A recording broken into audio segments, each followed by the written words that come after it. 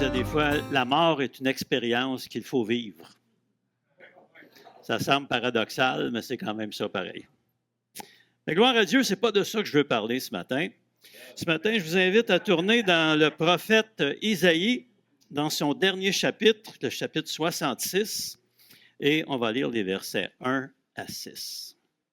Isaïe chapitre 6, verset 66, versets 1 à 6.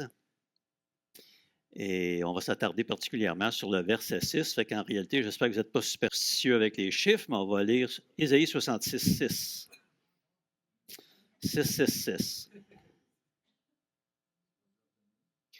Oui, quand j'étais dans le monde, j'écoutais de la musique qu'on appelait rock progressif.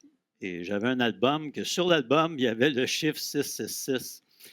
Alors, quand je suis venu au Seigneur, cet album-là a été détruit.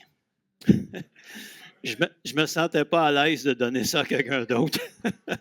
Surtout qu'il y avait des démons là-dessus. En tout cas, c'était vraiment laid. Là.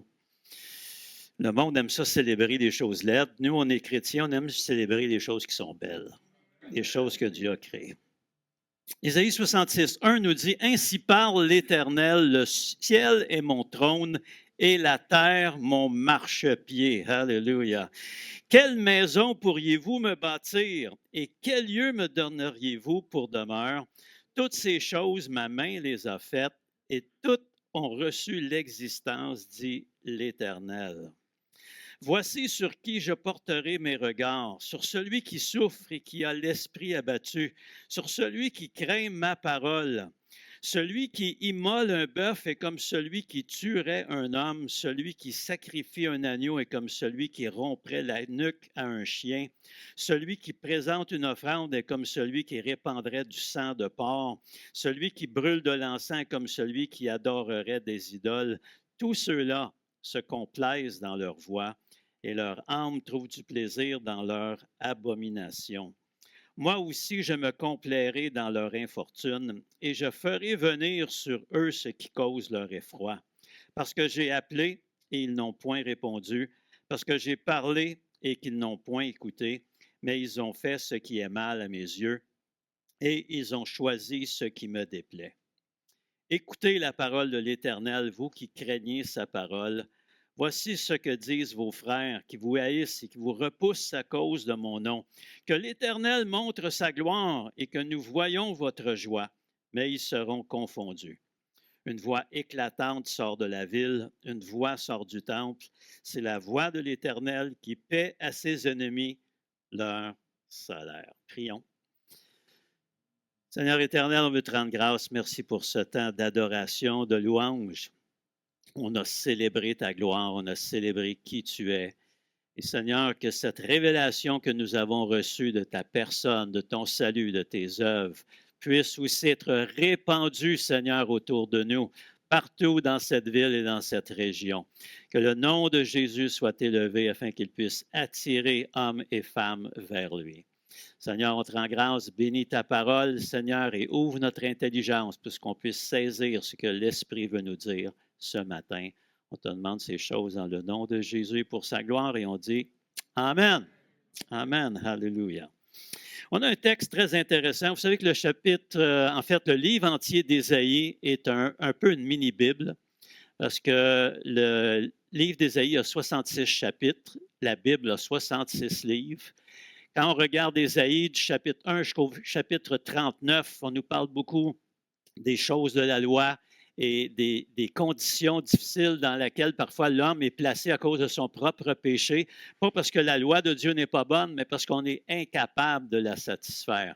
Mais à partir du chapitre 40 jusqu'au chapitre 66, qui comprend 27 chapitres, ça ressemble aux 27 livres du Nouveau Testament où on nous parle de la grâce, du pardon en Jésus-Christ. Et le livre d'Ésaïe est le livre qui voit le plus loin dans le futur. Il voit même le nouveau ciel, les nouveaux cieux et la nouvelle terre. Donc, c'est vraiment un livre très intéressant. Et là, on est dans le dernier chapitre, le chapitre 66, et on a lu les 6 premiers versets. Et c'est intéressant de voir que, en tout cas, dans ma version de Bible, moi, il y a un titre pour ce chapitre-là, c'est écrit « Le vrai culte ». Comment faire le vrai culte? Vous savez, il y a beaucoup de gens qui pensent servir Dieu, mais qui sont foncièrement dans l'erreur, dans les pratiques ou dans les conceptions de Dieu qu'ils ont. Alors, c'est important pour nous en tant que croyants de faire le vrai culte. Et le Seigneur, dans ce texte, souligne quelques points importants. Premièrement, il nous dit que Dieu ne peut pas être contenu ou limité dans un endroit ou dans un édifice. Alléluia. Et ça, je suis content de cela. J'aimerais pas que Dieu soit limité aux locaux de nos quatre murs ici. Mais je veux que Dieu se répande dans la ville. Alléluia. Dans la région, sur le Québec et sur le Canada et sur le monde entier. Dieu est le créateur du ciel et de la terre. Même quand que David a eu à cœur de bâtir un temple pour Dieu, une maison pour l'Éternel, il se sentait un peu mal parce que Dieu habitait dans une tente, puis lui habitait un palais. Il trouvait que ça n'avait pas de sens, parce que si Dieu est Dieu, il mérite mieux qu'une tente. Mais Dieu n'avait pas besoin de plus qu'une tente. Dieu voulait être déplaçable, il voulait être transportable, il voulait qu'on puisse le répandre partout. Donc, il ne voulait pas être fixé dans un édifice, mais il a quand même dit à David, l'idée que tu as est bonne, mais ce n'est pas toi qui vas bâtir une maison pour moi, parce que tes mains sont pleines de sang. Tu as fait les guerres, tu as défendu le peuple d'Israël, mais c'est ton fils, Salomon, qui sera dans une période de paix pour Israël, qui va construire ce temple-là.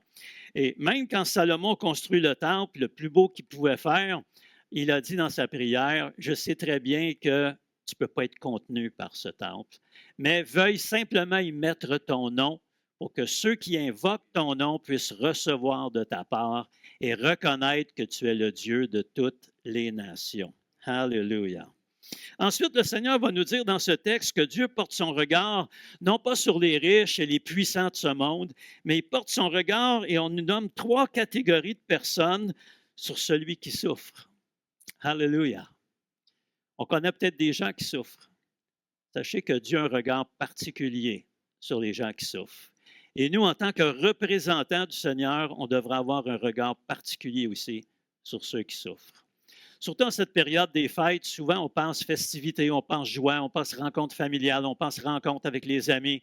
Il y a beaucoup de gens qui vivent la solitude dans cette période-là. Et vous savez, vous pouvez être à travers une foule de 1000 personnes, 2000 personnes, et vous sentir seul quand même. C'est vraiment étonnant les sentiments qu'on peut avoir en dépit de ce qui nous entoure, autant d'une façon négative que d'une façon positive. Deuxième groupe, le Seigneur dit qu'il porte son regard sur celui qui a l'esprit abattu. Il y a des gens, vous savez, la période des fêtes, pour eux, qui s'approchent, c'est se souvenir de choses douloureuses. Peut-être une enfance difficile, des foyers où l'amour vraiment ne régnait pas, mais c'était plus la violence, les abus, soit des personnes ou des substances, l'alcool, les drogues. Donc, quand on grandit dans un schéma comme ça, la période des fêtes n'a pas la même signification qu'une petite famille normale qui se réjouissent ensemble, qui ont une bonne harmonie et qui célèbrent ce temps-là de la venue du Seigneur, la venue du Sauveur. Mais il faut comprendre qu'il y a des gens qui vivent toutes sortes de choses. On a des gens, une réalité que moi je connaissais en Afrique, mais que maintenant est présente au Canada, des gens qui n'ont aucun domicile, qui vivent dans des tentes, dans des vieilles roulottes, dans des abris de fortune. Ça n'existait pas au Canada avant, mais maintenant on en a même ici, dans nos villes. Il y a des gens qui n'ont rien. Ils ne peuvent pas se payer un logement parce qu'ils n'ont pas un salaire suffisant ou des revenus suffisants pour payer un logement. Donc, il y a des gens qui sont abattus. Qu'on puisse être des porteurs d'espoir. Amen. Et le troisième groupe, et ça devrait nous concerner, Dieu porte son regard sur celui et celle qui craint sa parole. Est-ce qu'on est de ceux qui craignent sa parole? Amen. Alléluia. Ensuite, il nous parle, et je comprends que quand je l'ai lu, je me disais peut-être dans vos têtes, ça devait sonner bizarre. Celui qui immole un bœuf est comme celui qui tuerait un homme. Pourtant, les sacrifices dans l'Ancien Testament, il y en avait. Puis la plus grosse bête que tu pouvais offrir à Dieu en sacrifice, c'était un bœuf. Puis il y a juste les riches qui pouvaient offrir ça. Quand Jésus, vous vous souvenez, était présenté au temple, ses parents ont présenté 2 tourterelles, 2 oiseaux. C'était le plus bas sacrifice que tu pouvais faire d'animaux. Et ça montre que Joseph et Marie n'étaient pas parmi les riches de ce monde. Ils étaient parmi la classe moyenne et peut-être même un peu en bas de la classe moyenne, des simples artisans, charpentiers qui essaient de gagner leur vie pour leur famille.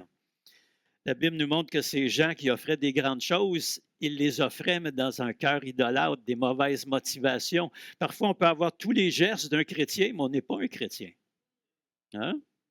C'est pas parce qu'on va à l'église qu'on est chrétien, c'est pas parce qu'on lève nos bras et on dit Alléluia qu'on est chrétien. La chrétienté, c'est quelque chose qui se vit dans notre cœur. Et quand le cœur appartient au Seigneur, on peut dire que nous sommes des chrétiens, des partisans de Jésus-Christ. Donc, les sacrifices ne remplacent pas l'obéissance. Tu peux faire tous les sacrifices que tu veux, même Paul dira dans 1 Corinthiens 13, tu peux même livrer ton corps au bûcher, mais si tu ne le fais pas par amour, ça ne sert absolument à rien. Tu ne tireras aucun avantage de cela. Et il y a une phrase qui est intéressante aussi, je crois qu'on peut la vivre présentement dans notre société. Il va dire, soyez pas, je pourrais dire, étonnés, oui, que les gens vous haïssent. Hein? Jésus a dit à un moment donné, ils m'ont haï. Si vous me suivez, si vous prenez mes valeurs, ils vont vous haïr aussi parce que ça ne marche pas. Les valeurs du royaume de Dieu ne concordent pas avec les valeurs du monde. Dans le monde, souvent, si on veut monter, on est obligé de marcher sur des têtes, d'écraser des gens pour monter plus haut, discréditer des gens pour avoir leur place. Jésus dit dans le royaume de Dieu que celui qui va être le plus grand soit le serviteur de tout le monde, qui vous lave les pieds. Alléluia. Alors, ceux qui rejettent Dieu vont nous rejeter aussi. Si on appartient au Seigneur, ils vont nous rejeter aussi. Le Seigneur disait, le monde aime les choses qui lui appartiennent. Mais si on n'appartient pas à ce monde, il faut s'attendre à avoir une certaine opposition et parfois même de la haine puis de la violence à notre égard, soit verbale ou peut-être même physique, parce qu'on veut promouvoir les éléments et les valeurs du royaume de Dieu. Et c'est à travers toutes ces pensées-là que je viens de mentionner que le verset 6 ressort. Et c'est vraiment une déclaration que Dieu fait. Et j'aime cette déclaration. Je trouve qu'elle est pertinente pour ce qu'on est en train de vivre, particulièrement ici au Québec. Ça nous dit ceci, une voix sort du temple, c'est la voix de l'Éternel. Alléluia. Et c'est d'ailleurs le titre de mon message ce matin, une voix sort du temple. Une voix. Pas des voix, une voix. Alléluia. Le problème, voyez-vous, aujourd'hui, c'est qu'il y a plusieurs voix qui sont entendues, qui sortent du temple, qui sortent de nos milieux religieux, qui se promènent un peu partout sur les réseaux sociaux. Plusieurs voix et parfois même des voix contradictoires. Un dit c'est rouge, l'autre dit c'est bleu. Un dit si tu fais ça, tu t'en vas en enfer, l'autre dit si tu fais ça, tu n'iras pas en enfer. Alors, on peut se mettre à la place des gens du monde qui n'ont aucune connaissance des choses de Dieu, de la parole de Dieu et qui nous écoutent et qui écoutent ce qui sort du temple, qui écoutent ce qui sort des églises. Et on pourrait dire qu'il y a plusieurs réactions qui sont possibles. Ils peuvent être convaincus. La Bible nous dit que Dieu a envoyé son esprit pour convaincre le monde de péché, de justice et de jugement. Et si on est ouvert à cela, on va être convaincu. Donc ça, c'est une bonne chose. Gloire à Dieu pour ceux qui prêchent l'Évangile et que les gens sont convaincus, qui se tournent vers le Seigneur. Ou soit les gens peuvent ne rien comprendre de ce qu'on dit. Et plus souvent qu'autrement, surtout si quelqu'un entend des voix discordantes qui se contredisent, ils vont dire, ils ont le même Dieu, et ils ne croient pas la même chose. Et à ce moment-là, les gens se moquent. Et je crois que présentement, au Québec, on est à ce tournant-là. Vous avez tous entendu parler de la loi sur la laïcité, les recommandations qu'on veut faire qui vont possiblement, s'ils sont acceptés, avoir une réaction et une influence sur l'Église, dans sa pratique, dans sa manière de fonctionner. Et quand on regarde ça, souvent en tant que chrétien, on dit « Oh non, ça c'est le diable qui agit, il veut mettre des bâtons dans les roues dans les églises. » Mais moi, j'aimerais vous amener un regard introspectif, qu'on regarde pas à ce que le monde veut faire, mais regardons plutôt peut-être à ce qu'on a fait ou à ce qu'on n'a pas fait en tant que serviteur de Dieu, en tant qu'Église de Jésus-Christ.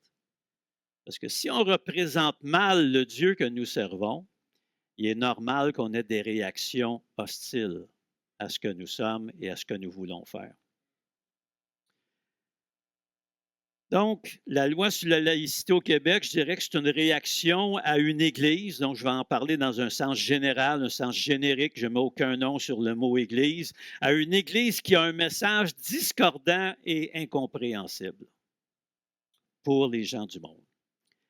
L'Église n'est pas appelée présentement sur cette terre à gérer le monde. Et ça, c'est un problème qu'on commence à voir. On veut gérer le monde. On veut que le monde loue Dieu, célèbre Dieu, mais sans être chrétien. On veut ce qu'on appelle la Jesus culture. Il y a même eu un film là-dessus. Et je ne dis pas que c'est mauvais, mais on ne peut pas demander à des incroyants de vivre comme des croyants. Ils n'ont pas la force, ils n'ont pas la capacité. Nous-mêmes, on a un combat tous les jours dans notre vie chrétienne pour ne pas marcher selon la chair, selon nos pensées, selon nos péchés, selon notre vieil homme, mais de marcher en nouveauté de vie. Alors, comment on peut demander à quelqu'un qui est déjà mort spirituellement de faire une expression de vie pour Dieu? C'est impossible. Aussi, ce qui n'a pas aidé, c'est que parfois, il y a des serviteurs, des servantes de Dieu qui ont vécu ou qui ont proclamé des choses extravagantes, des choses qui vont au-delà de la foi. Hein, quand on voit un serviteur de Dieu qui se promène dans un jet privé de 14 millions de dollars, on se pose des questions, avec raison. Est-ce que Jésus se promenait avec des jets privés? Jésus a dû emprunter un âne pour rentrer dans Jérusalem. Alors, il y a quelque chose à quelque part qui ne fonctionne pas. Et malheureusement, le monde qui sont peut-être perdus, mais ne sont pas fous, ils ont des yeux pour regarder, ils ont des oreilles pour entendre, commence à jeter un regard qui discrédite l'Église dans la société.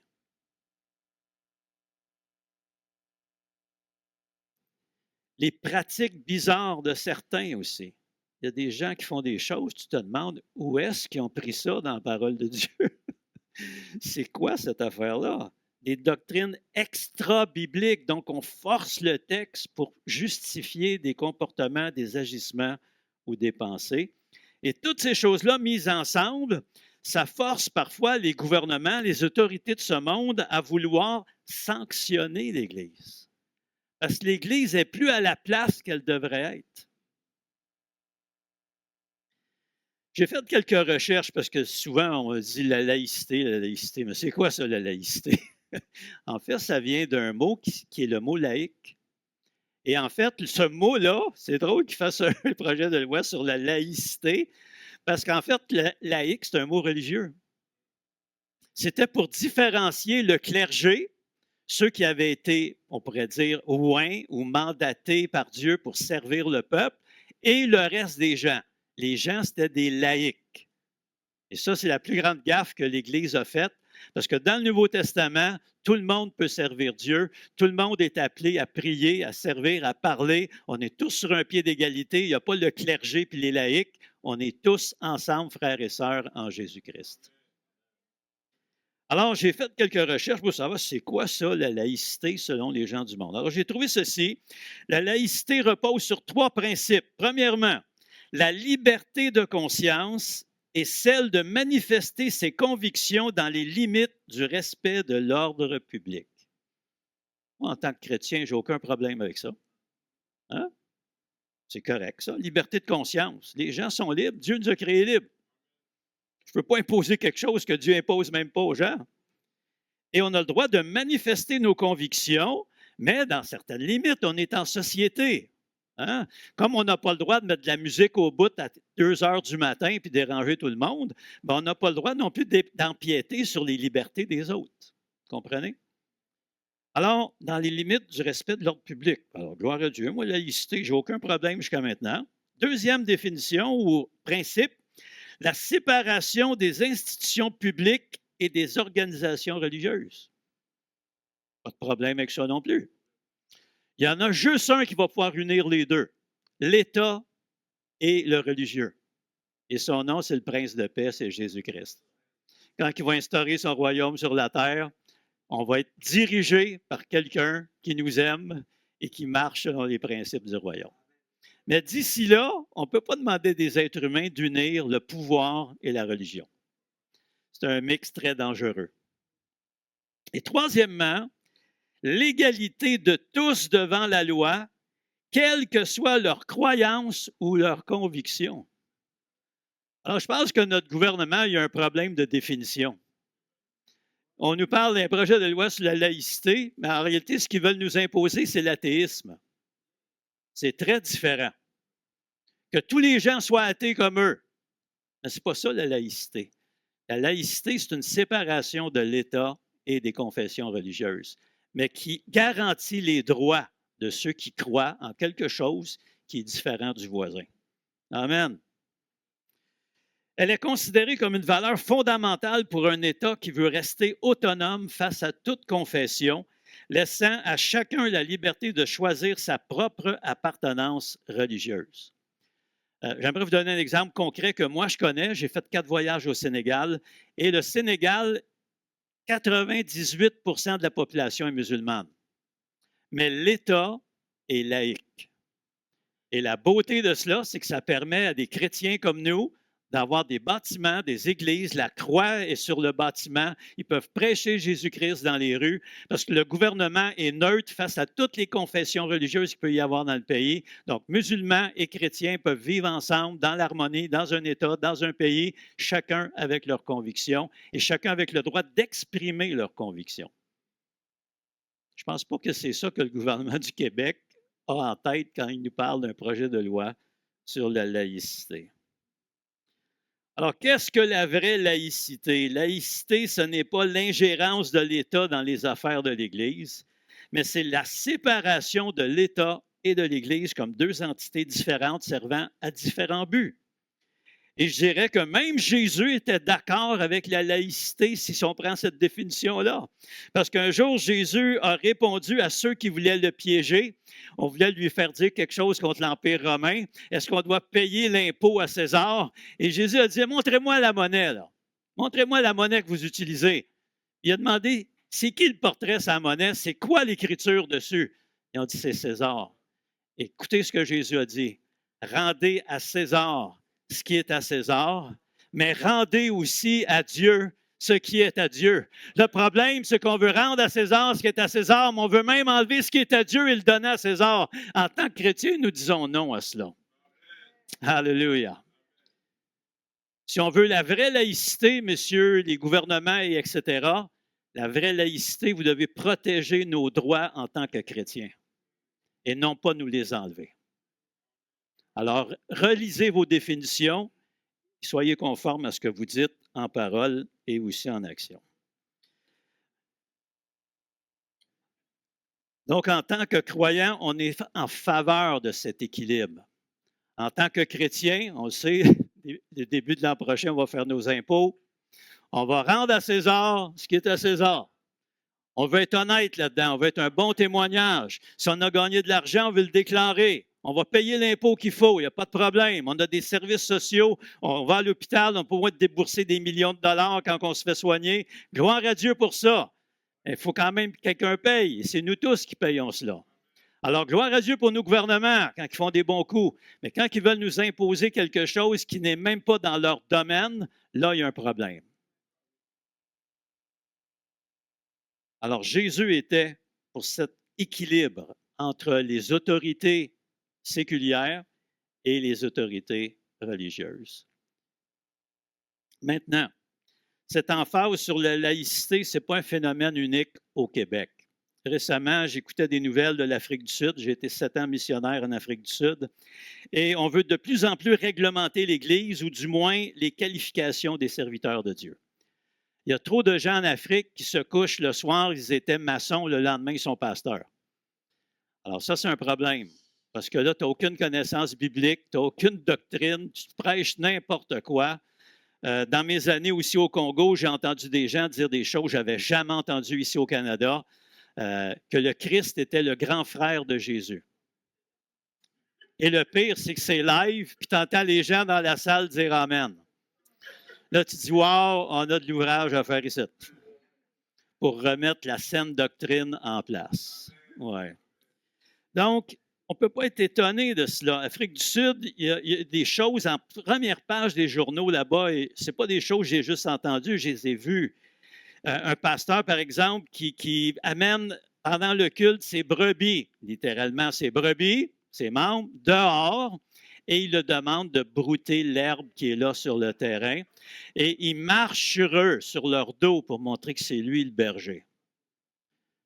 Ça, je demande que le gouvernement intervienne. Oui, je suis d'accord avec ça.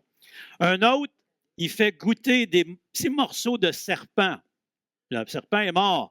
Et quand les gens mangent, ils disent que ça goûte le chocolat. Donc, comme une espèce de transformation, un miracle que ça goûterait autre chose. Un autre, on le voit, il descend un escalier, puis tout à coup, la caméra vise juste ses pieds.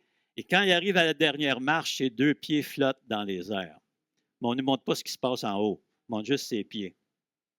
Et le plus grave que j'ai vu et entendu, puis sûrement vous l'avez peut-être déjà vu, c'est un pasteur, on lui amène quelqu'un qui est mort dans un cercueil, on l'amène dans l'église, le pasteur prie sur le cercueil, commande à l'homme de ressortir de là, et le gars se lève. Mais au moment où il se lève, son cellulaire dans sa poche sonne. Qui enterre ses morts avec un cellulaire dans sa poche? Hein? C'était peut-être Dieu qui l'appelait. Donc, face à des choses comme ça, mettez-vous dans la tête, le cœur d'un païen qui ne connaît pas les choses de Dieu. Il va dire, c'est toute une gang de fous, ça. Non, non.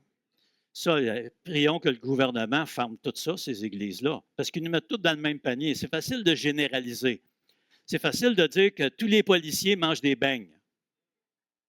Mais j'en connais sûrement qui ne mangent pas de beignes parce qu'ils sont diabétiques. Ou pour d'autres raisons, parce qu'ils n'aiment pas les beignes. Mais vous comprenez, en tant qu'être humain, souvent, c'est facile de généraliser. Tous les Québécois sont comme ça. Tous les Italiens sont comme ça. Tous les Maghrébins sont comme ça. Non. Les gens sont tous différents. Et on ne peut pas généraliser comme cela.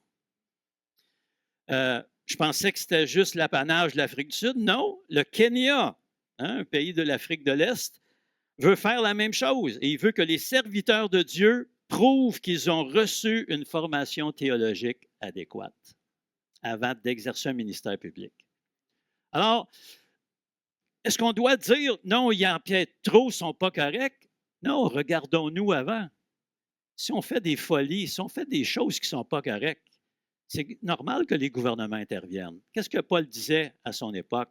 Il disait, si tu souffres, assure-toi que tu souffres en tant que chrétien.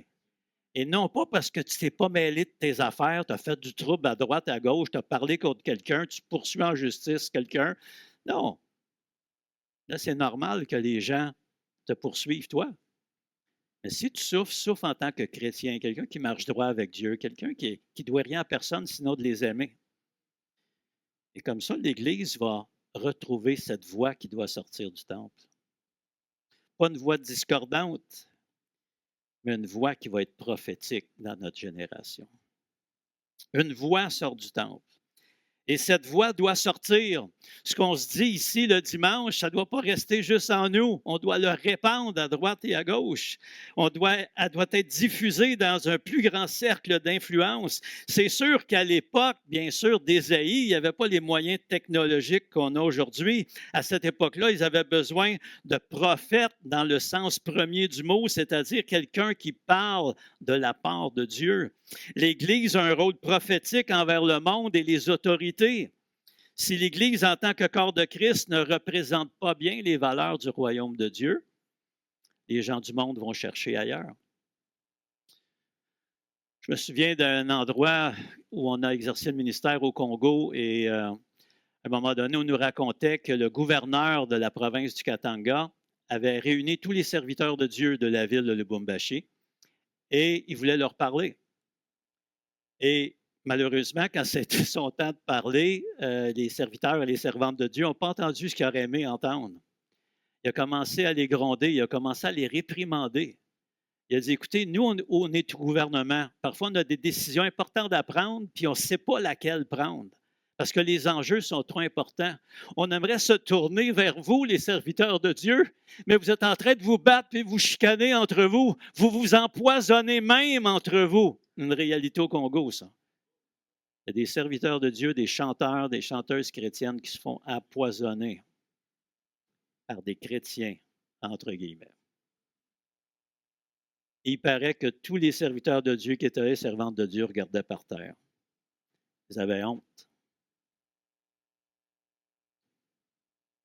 Nous, on ne veut pas faire partie du groupe de chrétiens qui a honte.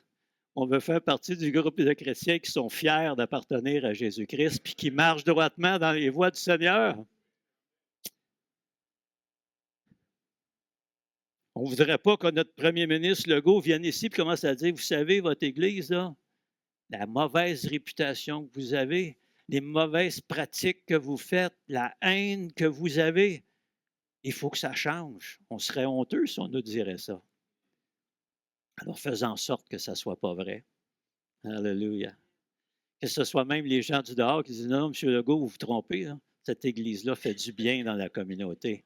Elle nous sert, elle nous aide, non seulement physiquement, moralement, mais aussi même matériellement. Ils sont une espérance dans notre communauté. Alléluia. Il faut qu'il y ait une voix qui sorte du temple. Grâce à YouTube, aujourd'hui, les réseaux sociaux, les voix sortent du temple. L'Évangile est annoncé partout, mais si les voix humaines se contredisent, qu'est-ce que les gens vont croire? Et c'est là que c'est intéressant dans ce texte, parce que ça ne dit pas juste une voix sort du temple, mais ça continue en disant c'est la voix de l'Éternel. Ce ne sont pas des voix humaines qui doivent sortir, ce ne sont pas nos opinions qui doivent sortir d'ici, mais c'est la voix de l'Éternel. Alléluia. C'est Dieu qui doit parler au cœur de ceux que nous rencontrons. La voix qui doit sortir du temple, ce n'est pas la pensée humaine, ce n'est pas nos opinions, mais la parole de Dieu dans son essence pure. Le message évangélique dans sa plus simple expression. Crois au Seigneur Jésus. Frères et sœurs, je peux aller n'importe où sur la planète, utiliser un interprète si je ne comprends pas la langue. Mais si je veux identifier un frère et sœur dans la foi, j'ai juste à poser cette question. Est-ce que tu crois au Seigneur Jésus? Si la réponse est oui, tu es mon frère, tu es ma sœur, peu importe la langue, la race, la nationalité. Mais si tu ne peux pas répondre oui, on n'est pas dans la même famille.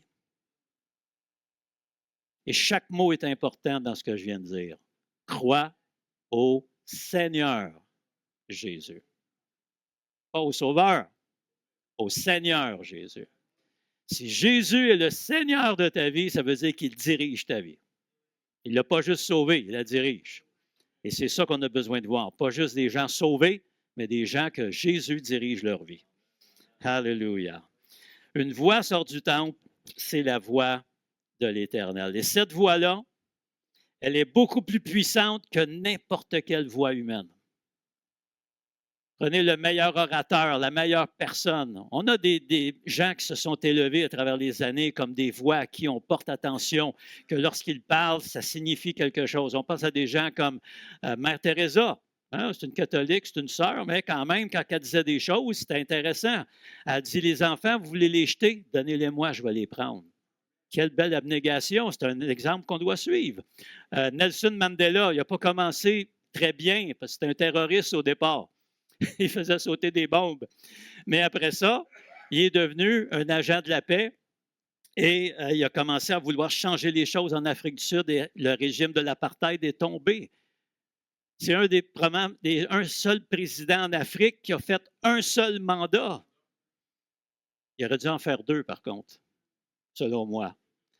Parce qu'on ne peut pas changer une société en 4 ans ou en 5 ans. Il aurait dû utiliser les deux mandats pour vraiment implanter sa pensée, sa manière de voir les choses, etc., mais il ne l'a pas fait. Il voulait tellement se dissocier de ceux qui veulent un troisième, un quatrième, un énième mandat. Hein? Au Congo, on avait Mobutu Sese Seko ou Abanza. En tout cas, il y a un nom long de même. Là. Et lui a déjà été élu dans des élections démocratiques avec 108 % des voix. Même les morts votaient. Donc, quand on parle de démocratie en Afrique, il faut comprendre ça d'une autre manière. Donc, des dictateurs, des tyrans, il y en aura toujours. Mais nous, le Seigneur a dit que ce n'est pas comme ça qu'on devait fonctionner. Alléluia. Je suis très malheureux de savoir que notre ex-premier ministre, Justin Trudeau, aurait dit à un moment donné que les pires Canadiens, c'est les chrétiens évangéliques. Il semblerait qu'il aurait dit ça. Donc, sous toute réserve, je le dis, mais faites vos recherches. Je ne voudrais pas non plus avoir des propos diffamatoires. Mais si jamais il a vraiment dit ça, je crois qu'il ne comprend pas c'est quoi un chrétien évangélique, ou ceux qu'il a rencontrés n'étaient pas vraiment chrétiens. Alors, c'est important, hein, si on dit, aujourd'hui, on a moins ça, mais à mon époque, il y a 30, 40 ans, souvent, on voulait s'identifier comme chrétien, donc on mettait des stickers, hein, des choses sur notre pare-choc arrière, tu sais, comme klaxonner si t'aimes Jésus. Fait que là, tu étais sur une lumière, le gars klaxonne parce qu'il veut te dire qu'il aime Jésus, puis là, tu le regardes, qu'est-ce que tu veux, la lumière est rouge!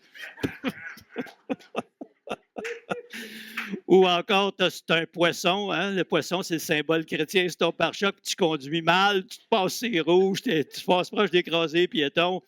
T'es mieux d'enlever le sticker sur ton pare-choc ou changer ta conduite. Donc, des fois, on pointe le gouvernement. Mais souvenez-vous, quand on pointe par là, il y a toujours quelques doigts qui vont vers nous. Hein? Regardons si on n'a pas des choses à changer aussi en tant que chrétien pour donner, non pas une meilleure image, mais donner la vraie image qu'un chrétien devrait donner. Donc, la voix de Dieu est beaucoup plus puissante que celle qui est humaine. Et j'aimerais vous donner un exemple de ça. Le psaume 29, tout le psaume au complet. Alors, je n'ai pas beaucoup de versets aujourd'hui, mais j'ai des longs textes. Alors, dans le psaume de David, le psaume 29, il dit Fils de Dieu, rendez à l'Éternel gloire et honneur. Rendez à l'Éternel gloire pour son nom. Prosternez-vous devant l'Éternel avec des ornements sacrés. Et là, c'est intéressant. La voix de l'Éternel retentit sur les eaux. Le Dieu de gloire fait gronder le tonnerre. L'Éternel est sur les grandes eaux. La voix de l'Éternel est puissante. La voix de l'Éternel est majestueuse. La voix de l'Éternel brise les cèdres. L'Éternel brise les cèdres du Liban. Il les fait bondir comme des veaux et le Liban et le Sirion comme de jeunes buffles. La voix de l'Éternel fait jaillir des flammes de feu. La voix de l'Éternel fait trembler le désert. L'Éternel fait trembler le désert de Kadès. La voix de l'Éternel fait enfanter les biches. Elle dépouille les forêts. Dans son palais, tout s'écrie gloire. L'Éternel était sur son trône lors du déluge. L'Éternel sur son trône règne éternellement. L'Éternel donne la force à son peuple. L'Éternel bénit son peuple et le rend heureux. Intéressant dans ce psaume qui a juste 11 versets, à 7 reprises. Vous savez que 7, c'est le chiffre de la plénitude, le chiffre de Dieu. David nous parle de la voix de l'Éternel. La voix de l'Éternel retentit sur les eaux. La voix de l'Éternel est puissante. La voix de l'Éternel est majestueuse. La voix de l'Éternel brise les cèdres. La voix de l'Éternel fait jaillir des flammes de feu. La voix de l'Éternel fait trembler le désert. La voix de l'Éternel fait enfanter les biches. Bien sûr, c'est des images pour la plupart de ces expressions-là, mais c'est pour montrer que Dieu, lorsqu'il parle, il se passe quelque chose. Et c'est cette voix-là qui doit sortir du temple. Que les gens entendent la voix de Dieu. Il y a 2000 ans, dans le temple à Jérusalem, une jeune voix a résonné. Ce n'était pas un homme mature, c'est un enfant. Et on lit ce qu'il a dit dans Luc chapitre 2, versets 46 à 49. Ses parents le cherchaient. Au bout de 3 jours, ils le trouvèrent dans le temple, assis au milieu des docteurs, les écoutant et les interrogeant. Tous ceux qui l'entendaient étaient frappés de son intelligence et de ses réponses. Quand ses parents le virent, ils furent saisis d'étonnement. Et sa mère lui dit, « Mon enfant, pourquoi as-tu agi de la sorte avec nous? Voici ton père et moi, nous te cherchions avec angoisse. » Il leur dit, vous savez qui parle ici? C'est Jésus. « Pourquoi me cherchiez-vous? Ne savez-vous pas qu'il faut que je m'occupe des affaires de mon Père? » Il faut que je m'occupe des affaires de mon Père, disait Jésus dans le temple. Et je crois que c'est une réponse encore que chaque chrétien devrait avoir. On n'a pas de temps à perdre avec les choses de ce monde. Il faut que je m'occupe des affaires de mon Père. Alléluia. L'Église de Jésus-Christ et les croyants qui la composent doivent s'occuper des affaires du Père, de notre Père, parce que c'est ça que Jésus a dit, je m'en vais vers mon Père, mais aussi vers votre Père, vers mon Dieu et vers votre Dieu. Qu'on ne fasse pas partie du problème, frères et sœurs, qu'on fasse partie de la solution. Alléluia. On peut se donner à ce monde une vraie image de ce à quoi ça ressemble quelqu'un qui suit Jésus-Christ en tant que Seigneur. et non pas juste en tant que sauveur pour échapper à l'enfer. Alléluia. Et ça fait la différence entre un converti et un chrétien.